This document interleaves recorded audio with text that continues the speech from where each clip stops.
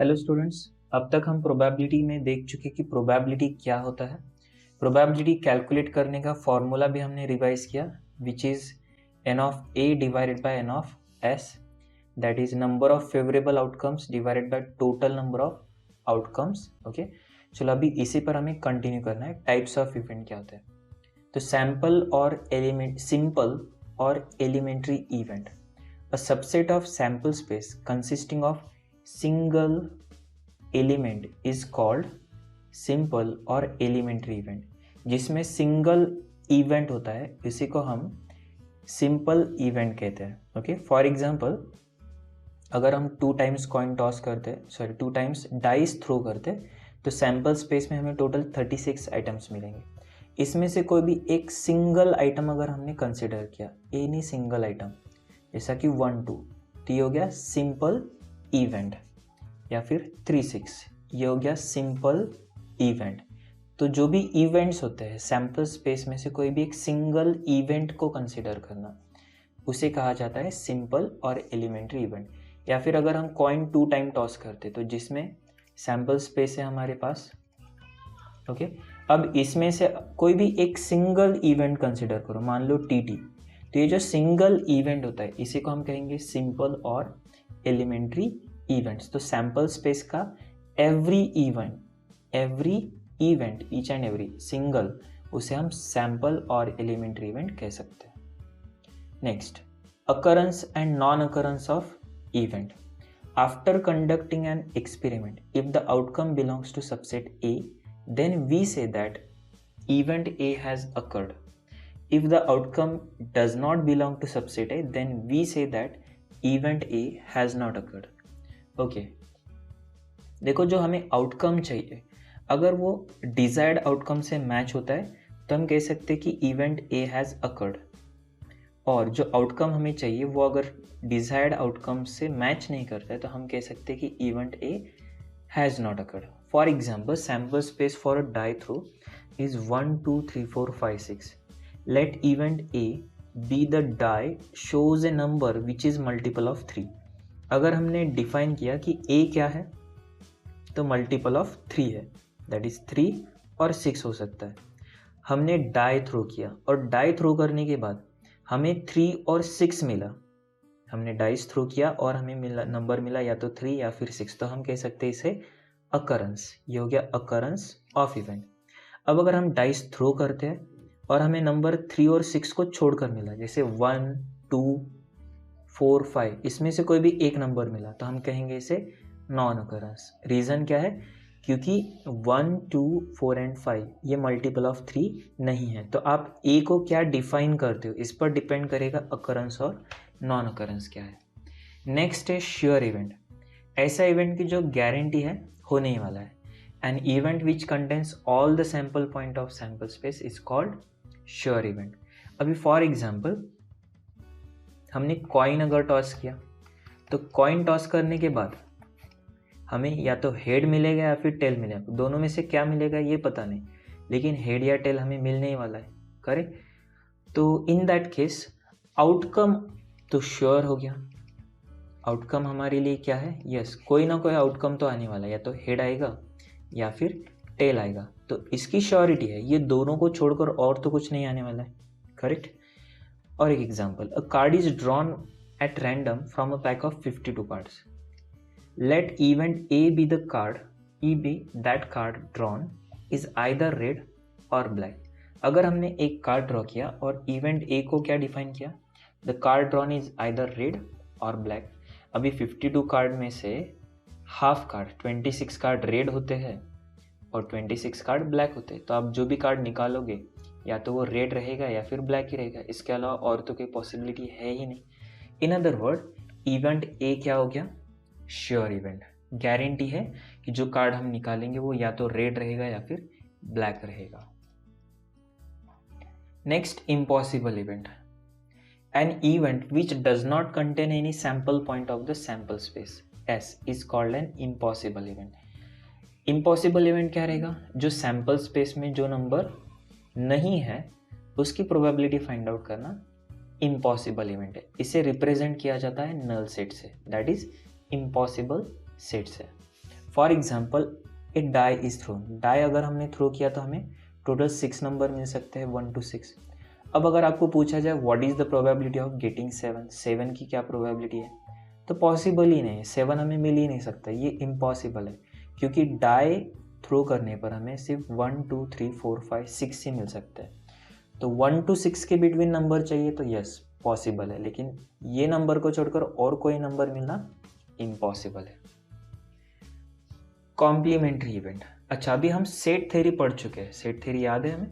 Set theory में हमने देखा था कि कॉम्प्लीमेंट्री इवेंट क्या होता है।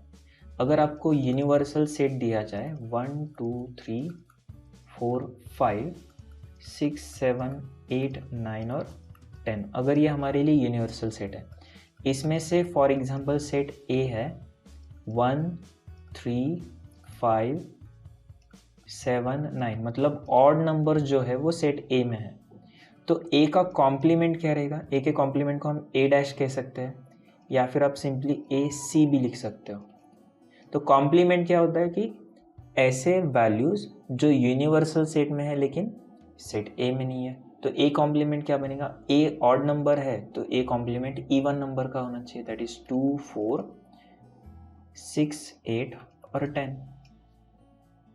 अगर हम ए कहते हैं फॉर एग्जाम्पल, ये तो एक एग्जाम्पल बताया मैंने अभी भी, ए की जगह मैं बी लेता हूँ। अगर बी समझो है नंबर्स बिटवीन 1 to 5, बी अगर है नंबर्स बिटवीन 1 to 5, तो बी कॉम्प्लीमेंट क्या होना चाहिए? दैट इज बी डैश क्या होना चाहिए? बी हमारे लिए 1 to 5 के बिटवीन है, तो बी कॉम्प्लीमेंट होना चाहिए 6 7 8 9 10। तो हम ऐसा कह सकते हैं कि अगर ए यस है तो ए कॉम्प्लीमेंट नो होना चाहिए, अगर बी ट्रू है तो बी कॉम्प्लीमेंट फॉल्स होना चाहिए। आ रहा है समझ में? तो जो वैल्यूज़ ए में है वो छोड़कर बाकी सारे वैल्यूज़ ए कॉम्प्लीमेंट में आएंगे, जो वैल्यूज़ बी के अंदर है वो सब वैल्यूज़ को छोड़कर बाकी जितने भी वैल्यू वो सारे बी कॉम्प्लीमेंट में आ जाएंगे। ओके, अच्छा अभी ये दोनों की खासियत क्या होती है? कॉम्प्लीमेंट की खासियत क्या होती है? अगर मैं ए और ए कॉम्प्लीमेंट का यूनियन करता हूँ, ए यूनियन ए कॉम्प्लीमेंट अगर हमने फाइंड आउट किया, तो यूनियन क्या रहेगा? 1 2 3 4 5 6 7 8 9 10, 3 4 5 6 7 8 9 10।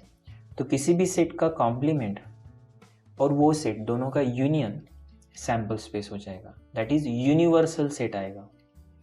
हम कह सकते हैं यहाँ पे universal set. Similarly B union B complement क्या रहेगा? तो universal set. Okay, same sample space कहो या फिर यूनिवर्सल सेट कहो। अच्छा, ए और ए कॉम्प्लीमेंट में कुछ कॉमन है क्या? कॉम्प्लीमेंट में तो कॉमन होने का सवाल ही नहीं होता है, तो इसे नल सेट कहा जाएगा। बी इंटरसेक्शन बी कॉम्प्लीमेंट भी मुझे पूछते तो हम कहेंगे नल सेट। ओके, तो कॉम्प्लीमेंट में डेफिनेशन याद रखना है, A complement means set of all elements which do not belongs to A. B complement है तो set of all elements which do not belongs to, sorry, set of all elements which do not belongs to B. Now A union A complement is universal set or sample space. B union B complement is universal set or sample space, और intersection कुछ भी नहीं होता है। और एक बात, n of A और n ऑफ ए कॉम्प्लीमेंट ये होगा n of s, but obvious यहाँ पर 5 एलिमेंट्स है और यहाँ पे 5 एलिमेंट्स है, दोनों के एडिशन किया तो 10 एलिमेंट्स आ गया। सेम b के केस में 5 एलिमेंट्स और 5 10। अगर a के अंदर 4 एलिमेंट्स है तो b a कॉम्प्लीमेंट के अंदर 6 हो जाएंगे, 4 + 6 10। In other words n of a plus n of a complement is equal to n of s होता है। n of b plus n of b complement ये n ऑफ s रहेगा। तो complement और सेट दोनों की एडिशन हमेशा sample space होती है। अच्छा, और कौन से रूल्स हम कह सकते हैं? और क्या हो सकता है? देखो, अगर a की प्रोबेबिलिटी 50% है तो a कॉम्प्लीमेंट की प्रोबेबिलिटी भी 50% रहेगी। अगर a की प्रोबेबिलिटी 40% है तो a कॉम्प्लीमेंट की 60% रहेगी। ऐसा क्यों? क्योंकि ए और ए कॉम्प्लीमेंट या तो ए होगा या फिर ए नहीं होगा। तो ए और ए कॉम्प्लीमेंट दोनों मिलाकर हमेशा 100% होता है, दोनों मिलाकर हमेशा 100% होते हैं। इसलिए 50-50 100%, 40-60 100%। अगर ए आपको दिया है 25% तो ए कॉम्प्लीमेंट होना चाहिए 75%। लॉजिकली कैसे याद रखोगे? अगर ए इवेंट की प्रोबेबिलिटी 25% है तो ए इवेंट ना होने की प्रोबेबिलिटी 75% है। अगर मैं कहता हूँ कि ए इवेंट होने की प्रोबेबिलिटी 30% है तो ए कॉम्प्लीमेंट मतलब ए इवेंट ना होने की प्रोबेबिलिटी रहेगी 70%। ठीक है, चलो नेक्स्ट, अलजेब्रा ऑफ इवेंट्स। ये हमने ऑलरेडी सेट थ्योरी में जो पार्ट्स पढ़े हैं वही है।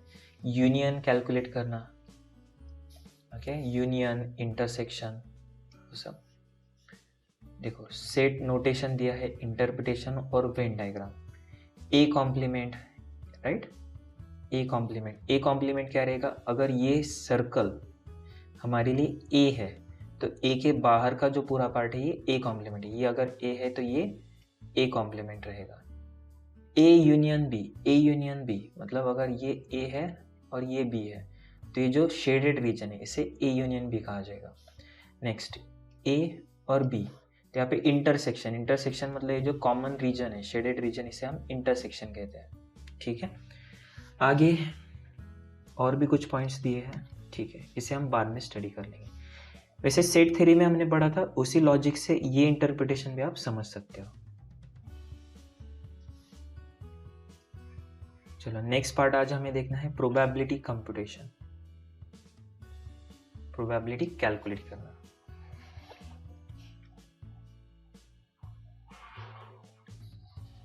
प्रोबेबिलिटी को कैलकुलेट करना। सो राइट डाउन, प्रोबेबिलिटी के फॉर्मूले आपको लिखना है। प्रोबेबिलिटी का क्या फॉर्मूला है? Probability is equal to number of, right down, number of favourable outcome divided by number of total outcomes, that is favorable outcome को हम A कह सकते हैं और total outcome को हम S, sample space के all outcomes। so probability of A is equal to n of A divided by n of S। कुछ एलिमेंट्रीज प्रॉपर्टीज भी यहाँ पर दिए हैं। अभी क्या करो आप, ये सारे एलिमेंट्रीज प्रॉपर्टीज को इमीडिएटली लिख लेना, वीडियो पॉज करके ऑल दिस प्रॉपर्टीज आपने लिख लेना है। कुछ प्रॉपर्टी मैं आपको अभी एक्सप्लेन करूंगा और कुछ आने वाले लेक्चर्स में, तो अभी ऑल प्रॉपर्टीज वीडियो पॉज करके लिख लेना है। ओके, देखो अभी फर्स्ट प्रॉपर्टी हमारे लिए इंपॉर्टेंट है कि probability of A is always between 0 to 1। Probability of A is always between 0 to 1। किसी भी इवेंट की प्रोबेबिलिटी हमेशा 0 to 1 के बिटवीन रहेगी।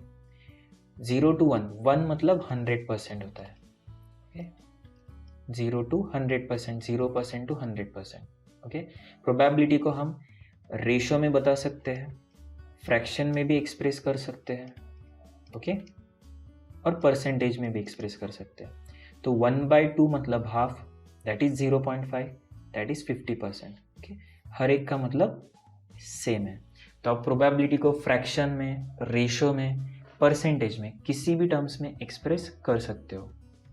0.5 का मतलब ही हाफ है, हाफ का मतलब ही 50% है, ओके। प्रोबेबिलिटी की वैल्यू हमेशा 0 to 1 के बिटवीन रहेगी, ओके। और अगर परसेंटेज के बारे में बात करते तो हमेशा 0% to 100% के बीच में। Probability of empty set, null set की प्रोबेबिलिटी क्या रहेगी? 0, ओके। और प्रोबेबिलिटी ऑफ सैंपल स्पेस अगर कहते हैं, मतलब सैंपल स्पेस के ऑल एलिमेंट्स की प्रोबेबिलिटी हमेशा होती है 1। चलो आगे के पॉइंट्स हम बाद में देखेंगे। चलो एक्सरसाइज के कुछ क्वेश्चंस हम देखते हैं। A fair die is thrown 2 times, find the chance that a fair die is thrown 2 times। 2 times हमने डाइस को थ्रो किया है। फाइंड द चांस दैट, हमें चांस फाइंड आउट करना है first, product of number on the upper face is 12। Upper face पर जो number है उनका प्रोडक्ट मतलब मल्टीप्लिकेशन 12 है। ठीक है, पॉसिबिलिटी हमें पूछा है। फर्स्ट ऑफ ऑल तो हमें सैम्पल स्पेस लेना पड़ेगा। याद है सैम्पल स्पेस हमारा क्या था, मैंने आपको पढ़ाया था प्रीवियस लेक्चर्स में।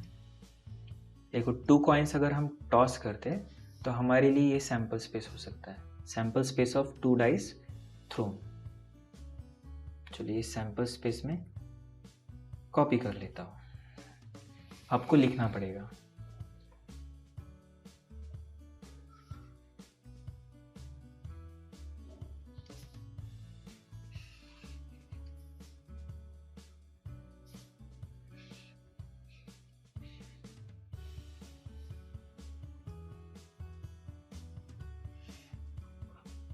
ये हमारा सैम्पल स्पेस यहाँ पर आ गया। चलो वीडियो पॉज करके आप सबसे पहले सैम्पल स्पेस को लिख लो।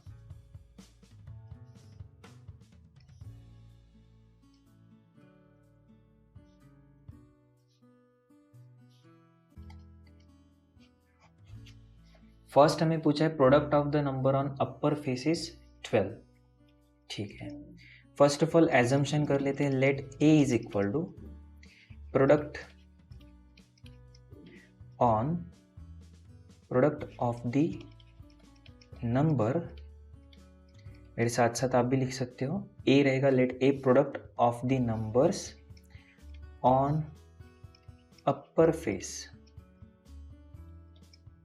इज 12। डाइस थ्रो करने के बाद अपर फेस पर जो नंबर्स हमें मिले हैं उसका प्रोडक्ट मल्टीप्लिकेशन 12 है। ठीक है, ऐसे कौन से कितने कितने पेयर्स आपको मिलेंगे जिनका प्रोडक्ट 12 है।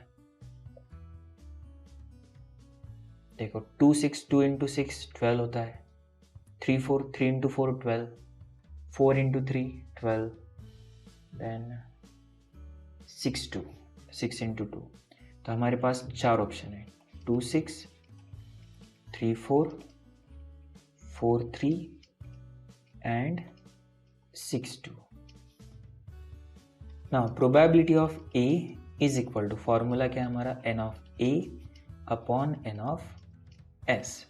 एन ऑफ ए कितने पेयर से जिनकी टोटल 12 है, 1 2 3 4, मल्टीप्लिकेशन किया तो 12 हमें 4 टाइम्स मिलेगा आउट ऑफ 36। तो आंसर आ गया 1/9।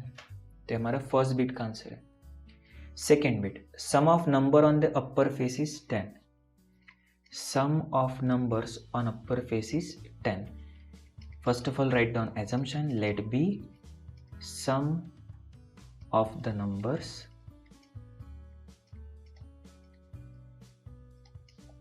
on upper face is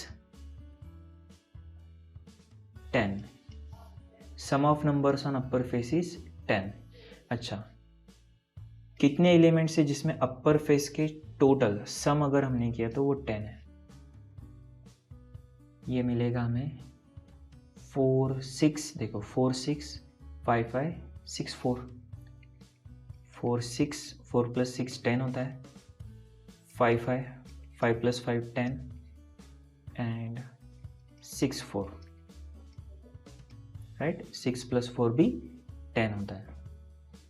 probability of B क्या रहेगा, तो n of B upon N of S which is equal to n of B. अच्छा, एन ऑफ बी यहाँ पर कितना है, 1 2 3 एलिमेंट्स है, तो 3 एलिमेंट्स डिवाइडेड बाय 36, ये आंसर आएगा 1/12।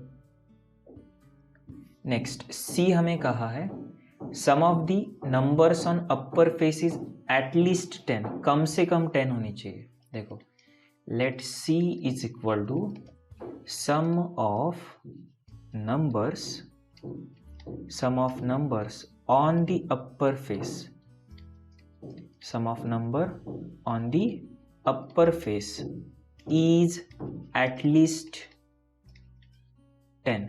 एटलीस्ट 10 का मतलब क्या होता है, कम से कम 10 होना चाहिए, कम से कम 10, या इसका मतलब 10 से ज़्यादा भी चलेगा। एटलीस्ट 10 मतलब 10 और मोर देन 10। तो सम जो है वो 10 हो सकती है और 11 और 12 भी हो सकती है, करेक्ट। एटलीस्ट 10 का मतलब क्या होता है, मिनिमम, कम से कम 10, कम से कम 10, 10 से ज़्यादा भी हो सकता है, 10, 11, 12। अगर हम एग्ज़ाम में कहते हैं कि पास होने के लिए एटलीस्ट 35 मार्क्स हमें चाहिए, तो इसका मतलब 35 या 35 से ज़्यादा भी मिले तो भी पास हो जाते हैं। तो अभी सम 10, 11 और 12, चलो देखो ऐसे कितने कॉम्बिनेशंस पॉसिबल है जिसकी टोटल 10, 11 और 12 है। ये आएगा 4, 6, 5, 5, 5, 6 भी आएगा, 5, 6 की टोटल 11 होती है, 6, 4, 6, 5, 6, 6। तो यहाँ पर हमारे लिए सैम्पल स्पेस क्या रहेगा, 4, 6। देखो बी के केस में हमें सिर्फ 10 चाहिए थे, सी में क्या कहा है, एटलीस्ट 10। तो 4, 6, देन 5, 5, 5, 6, 5, 5 10 होता है, 5, 6 11 होता है, देन 6, 4, 6, 5, 6, 6। एन ऑफ सी ये हो गया 1, 2, 3, 4, 5, 6। प्रोबेबिलिटी ऑफ सी क्या रहेगा, probability of C is equal to n of C divided by n of S, that is 6/36, 1/6। ये हमारा आंसर है, ठीक है। तो अभी हमारे 3 पॉइंट्स हो गए, A, B, C.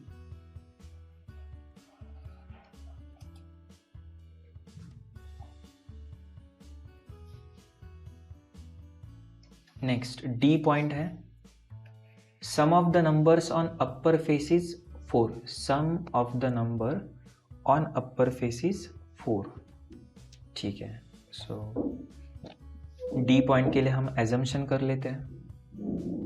D point के लिए हमारा एजम्पशन रहेगा, let D is equal to sum of the numbers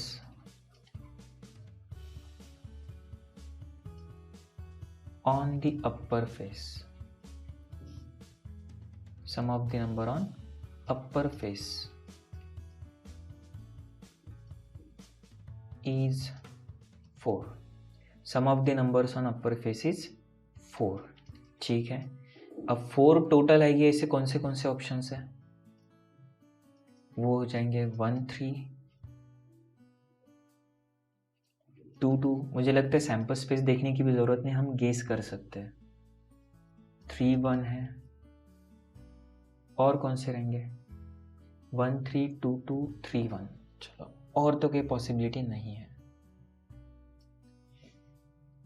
now probability of D is equal to n of D divided by n of S, which is 3 divided by 36, और ये आएगा 1/12।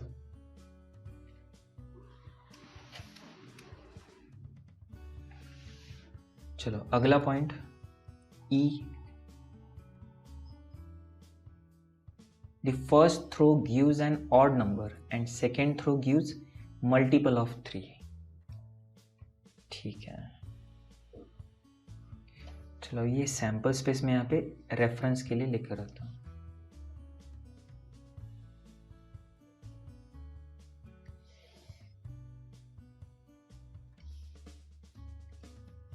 क्या कहा है, first throw gives an odd number, first throw में odd number है, and second throw gives multiple of 3, और second में हमें मल्टीपल ऑफ 3 मिल रहा है। ऑड नंबर मतलब देखो फर्स्ट थ्रो में ऑड चाहिए 1, 3, 5, और सेकेंड नंबर जो है वो मल्टीपल ऑफ 3 होना चाहिए। मल्टीपल ऑफ 3 मतलब या तो 3 रहेगा या फिर 6 रहेगा, 3 या फिर 6।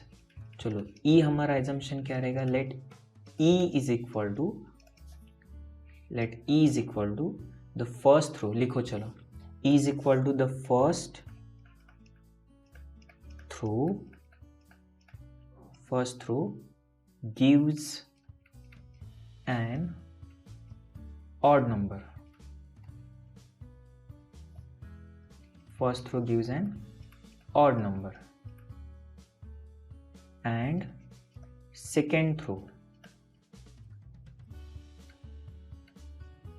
second row gives multiple of 3.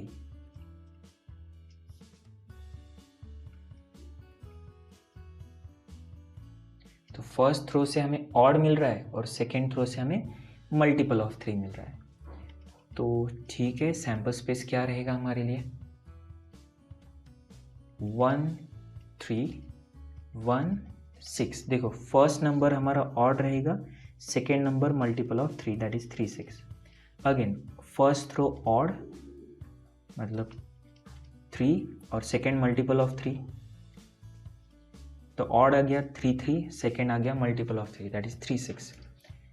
Next 5 3 and 5 6. okay, probability of E is equal to what? Probability of E is equal to 1 2 3 मतलब that is n of E upon n of S. 1 2 3 4 5 6, 6 divided by 36, 1 by 6. और एक last bit अभी, both the time die shows same number that is doublet. Both time die shows same number दोनों बार दिखा रहा है, मतलब डबलेट दिखा रहा है. कितने टाइम ऐसा होगा? 1 1 2 2 3 3 4 4 5 5 6 6, 6 टाइम. सो एजम्पशन क्या रहेगा? Let f is equal to both the time die shows same number. both time die ने सेम नंबर शो किया. अच्छा, सेम नंबर है इसका मतलब 1 1 1 2 2 रहेगा. नेक्स्ट 1 1 2 2 3 3 4 4 5 5 6 6. तो प्रोबेबिलिटी ऑफ f क्या मिलेगा हमें? n of f upon n of s. n of f 1 2 3 4 5 6 और n ऑफ s हो गया 36. This is 1 upon 6. चलो, तो यहाँ पे हमारा ये क्वेश्चन कंप्लीट होता है. नेक्स्ट हमें सॉल्व करना है question number 5. A box contains 75 tickets numbered 1 to 75. A ticket is drawn at random from the box. What is the probability that, okay, total number of tickets 75 जिसमें number 1 to 75. Ticket draw किया है randomly.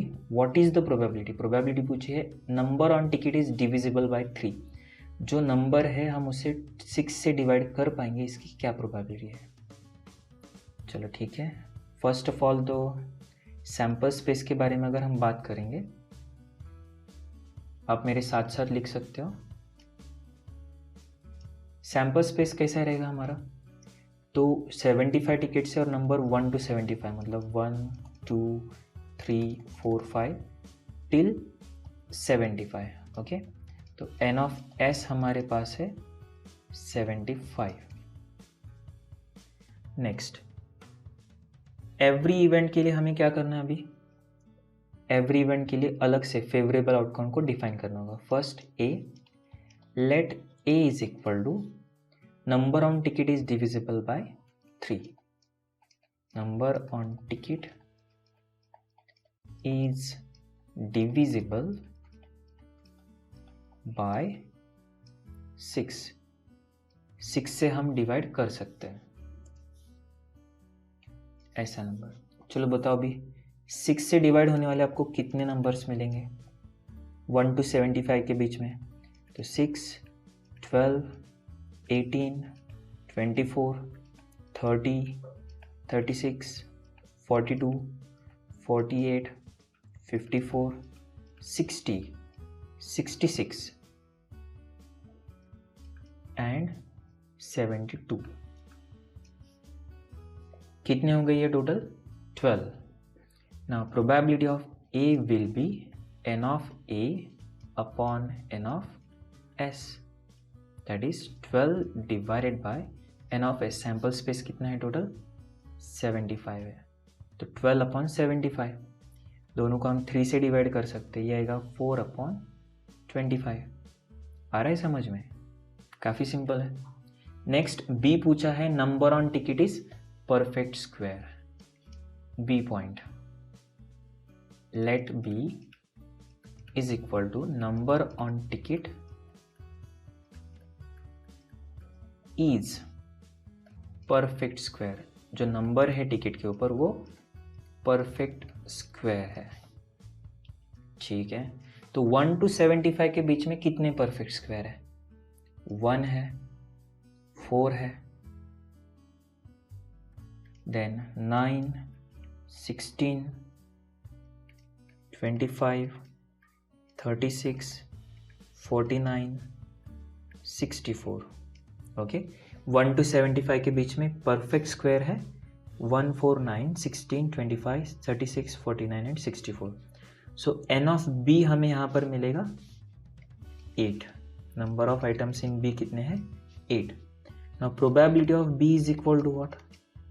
n of b divided by n of s, which is equal to 8 upon total outcomes 75, और यही हमारा answer है 8/75. चलो, अभी आपको सी और डी बीट जो है ये आपको होमवर्क में सॉल्व करना है. ओके, इसी तरीके से इसे आपने होमवर्क में सॉल्व करना है. पहले तो आंसर लिखो, या तो इमीडिएटली सी और डी बीट सॉल्व करो या फिर ये दोनों के लिए स्पेस छोड़ दो.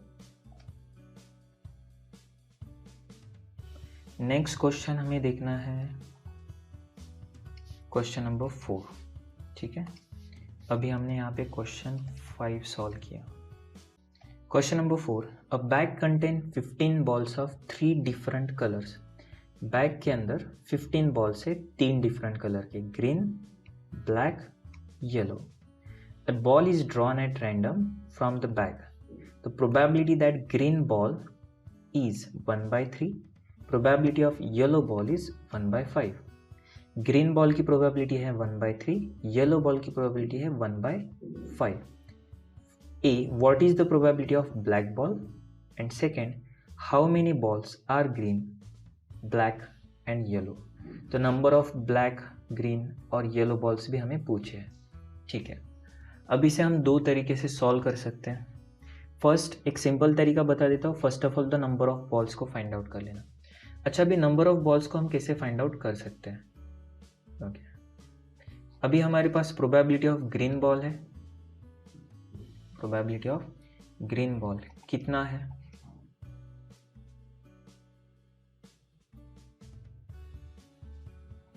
Probability of green ball is equal to 1/3. Next, probability of red ball is given as, sorry, probability of yellow ball है हमारे पास, रेड नहीं है. Yellow ball is equal to 1/5. Probability का क्या फॉर्मूला हमारा?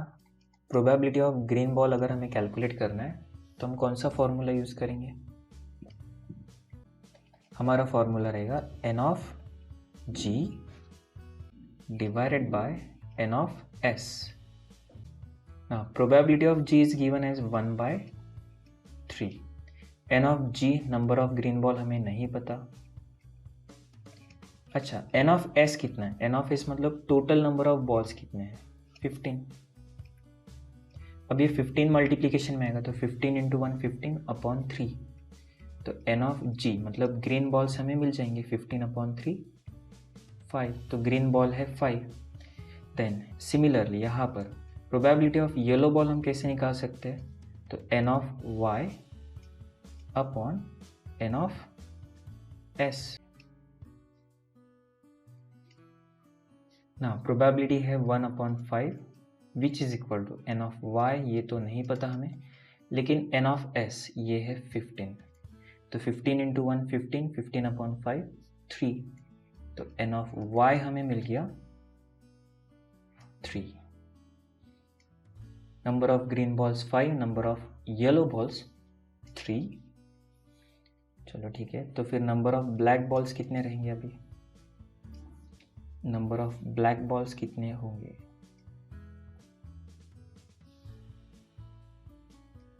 तो सिंपल आंसर है, टोटल नंबर ऑफ बॉल्स 15 है, number of black balls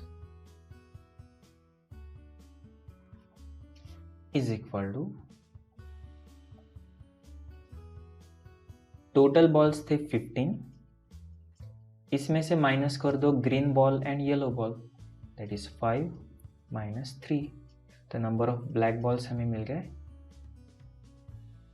7। Okay, 15 minus 5 10, 10 minus 3 7, तो 5 ग्रीन बॉल्स है, 3 येलो बॉल्स है और 7 ब्लैक बॉल्स है। Probability of, what is the probability of black ball? Black ball की प्रोबेबिलिटी भी हमें पूछा है, ठीक है, ये भी निकाल लेते हैं। Probability of black ball is equal to n of b upon n of s। Now n of b, number of black ball है 7 और टोटल बॉल्स है 15, तो 7 अपॉन 15, ये हो गया हमारा आंसर। चलो तो ठीक है, आज के सेशन में हमने प्रोबेबिलिटी कैसे कैलकुलेट करना है ये देखा है। कुछ क्वेश्चंस आपको होमवर्क में ट्राई करना है। कौन से क्वेश्चन करोगे?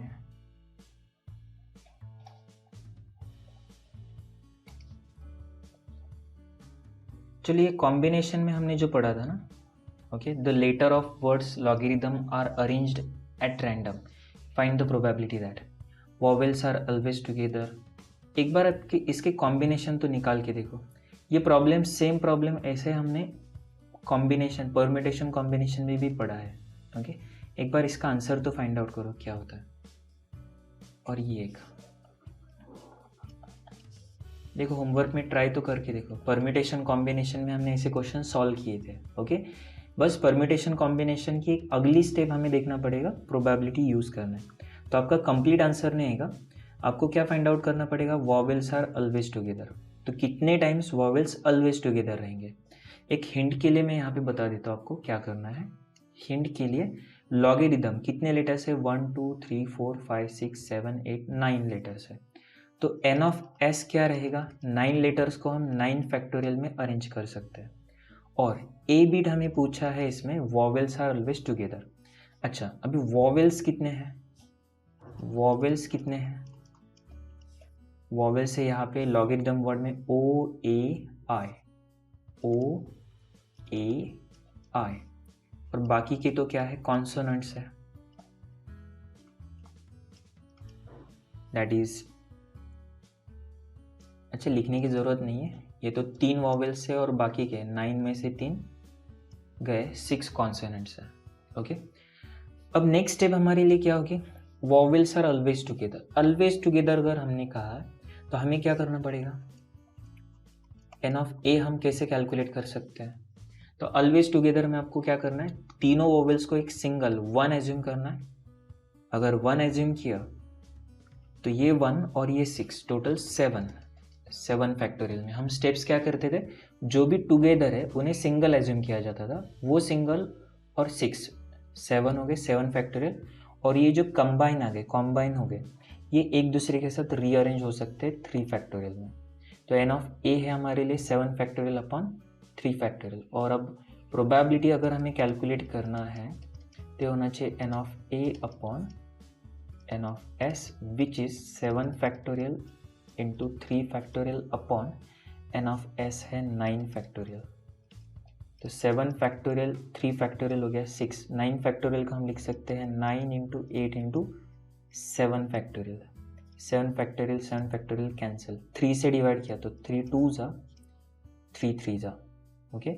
और आपका आंसर आना चाहिए, अच्छा ये 2 से भी यहाँ पे डिवाइड हो सकता है, 2 1 जा 2 4 जा, 3 इंटू 4 12।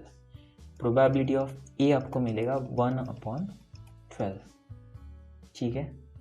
अब इसी तरीके से आगे के भी सॉल्व करना है। चलो हिंट के लिए मैं एक सेकेंड वाला भी एक बार बता देता हूँ। बी पॉइंट में आपको पूछा है वॉवेल्स आर नेवर टुगेदर। देखो 1/12 टाइम्स वॉवेल्स टुगेदर रहेंगे, तो probability that never together, never together मतलब हमें क्या क्या कैलकुलेट करना पड़ेगा? देखो प्रोबेबिलिटी ऑफ ए हमारे लिए जो है इसमें वॉवेल्स टुगेदर थे, तो नेवर टुगेदर के लिए हमें क्या फाइंड आउट करना पड़ेगा? ए कॉम्प्लीमेंट, क्योंकि टुगेदर अगर ए है तो नेवर टुगेदर ए कॉम्प्लीमेंट होना चाहिए। और ए कॉम्प्लीमेंट कैसे कैलकुलेट हो सकता है? तो हमें पता है कि probability of A plus probability of A complement दोनों की टोटल हमेशा 1 होती है। ओके, तो आप probability of A complement is equal to 1 minus probability of A which is 1/12, और ये आंसर आएगा आपका 11/12। ठीक है, चलो तो अभी 2 बिट्स मैंने आपको हिंट में बता दिए, आगे के बिट्स आपको ट्राई करना है होमवर्क में। ये करना है होमवर्क, करके देखो क्या होता है। ये सी पॉइंट थोड़ा डिफिकल्ट है, शायद ये नहीं आएगा आपको, डी और ई आ जाएगा। चलिए ये होमवर्क में करके देखो, और 9 कंप्लीटली सॉल्व करना है होमवर्क में। और कौन सा क्वेश्चन कर सकते हैं? ये एक क्वेश्चन हो सकता है, question number 6।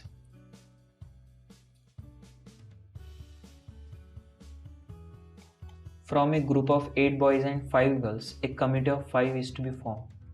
Find the probability that committee contains at 3 boys and 2 girls at least 3 boys.